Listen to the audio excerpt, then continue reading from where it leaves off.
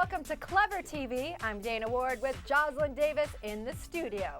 Now in this episode of Who'd You Rather, we're deciding who'd be the better Twilight date, the vampire or the werewolf, Edward or Jacob.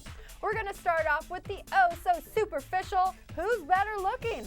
JOSLYN, tell us. Dana, is there really any question here? Seriously, of course, it's Edward.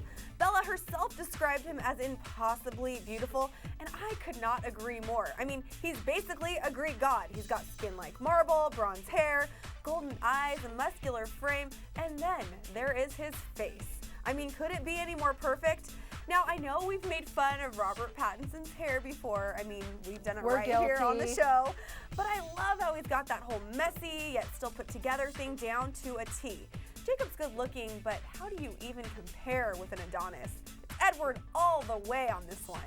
Okay, with my pick, all I have to say is tall, dark, and handsome. It's a saying for a reason, people. That is obviously Jacob. On top of that, he's toned, tan, and muscular. A girl of any height plus heels could easily fit next to this 6'7" frame guy. Oh, 6'7". Yeah, 6'7". Wow. So next we're gonna move on to what really counts, the personality. I'd have to say that as odd and as much of an outsider as Edward is, he's way more part of the in crowd than Jacob. Edward is at least attending the local public school while Jacob is stuck on the reservation. Edward plays baseball and he even takes Bella to prom. How cute is that? Very. He's obviously a good sport and really tries to make Bella feel loved and cared for. And he's described as being protective, charming, polite, and bonus, romantic. Since he doesn't need to sleep, he can get a lot more done than the average human. What do you think about these guys and their personalities, JOSLYN?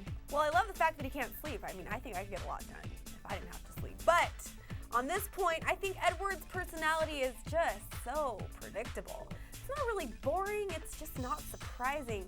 So that's why, in this case, I've got to say Jacob.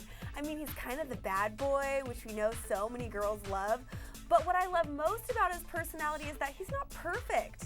He really struggles throughout the Twilight saga, and in the end, we see that he really does want to do the right thing. We see him go from shy to sullen, and he's even temperamental sometimes. His personality just has so many layers to it, and that's why I really think he's a great character. So if you want an onion, go with him, right? That's right! Okay, so if you had to pick Edward or Jacob? Oh, it's so tough, but since I guess I can't have both, I'm gonna have to say Edward. I don't know if it's the fact that he's the perfect boyfriend or the fact that he's incredibly good looking, but it's impossible not to love him. I don't know. What do you think, Dana? Well, I'm gonna go and agree with you. Today, based on what we've discussed, it's Edward, Yeah. He hails from my hometown of Chicago. Love it. And I'm really impressed that he took on the really difficult task of vegetarianism. We can't forget it. I think he's unstoppable.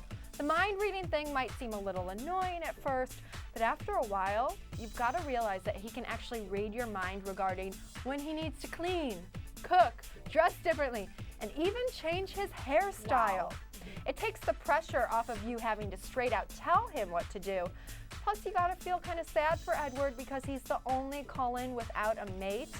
And should you decide that you want to live forever, Edward is the guy to make it happen. And of course, we want to know who you guys pick.